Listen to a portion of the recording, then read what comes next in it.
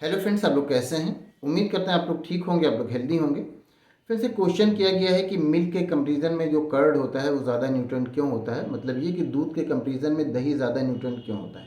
हालांकि दूध भी बहुत ज़्यादा न्यूट्रेंट होता है और दूध को एक कंप्लीट डाइट कहा जाता है क्योंकि उसमें सारे विटामिन मिनरल्स पाए जाते हैं जो कि इंसान के ग्रोथ के लिए ज़रूरी होते हैं, तो इसलिए मिल्क को कंप्लीट डाइट कहा जाता है। लेकिन मिल्क के कंपेरिजन में कर्ड जो होता है वो ज़्यादा न्यूट्रेंट होता है। जब मिल्क से कर्ड बनता है तो उसमें जो लैक्टोबैसिलस या लैक्टिक एसिड बैक्टीरियाज जो होते हैं वो दूध से दही बनाते हैं, और दूध से दही जब बनाते हैं तो जो लैक्टिक एसिड बैक्टीरिया है वो एसिड का सिक्रीशन करता है। उस एसिड से ये होता है कि जो दूध होता है वो कोगुलेट होना शुरू होता है और दूध में जो प्रोटीन्स पाए जाते हैं वो पार्शियली डाइजेस्ट होने लगते हैं। तो इसी दौरान, इसी प्रोसेस में फिर उसमें जो विटामिन बी कॉम्प्लेक्स का प्रोडक्शन स्टार्ट होता है। तो इसलिए आप जब अगर दूध और दही में कंपेयर करते हैं तो दही में विटामिन बी कॉम्प्लेक्स ज़्यादा पाया जाता है। तो इसी तरह से जो दही होता है वो ज़्यादा न्यूट्रेंट हो जाता है।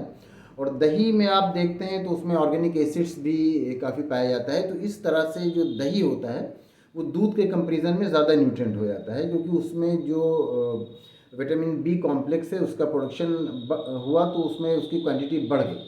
और दूध में जितना था उसके कंपेरिजन में आप दही में देखेंगे तो उसमें ज़्यादा आप विटामिन बी कॉम्प्लेक्स पाएंगे। तो इसी तरह से ये होता है कि दूध के कंपेरिजन में दही जो होता है वो ज़्यादा न्यूट्रेंट हो जाता है। तो उम्मीद करते हैं आपको आपके क्वेश्चन का आंसर मिल गया होगा।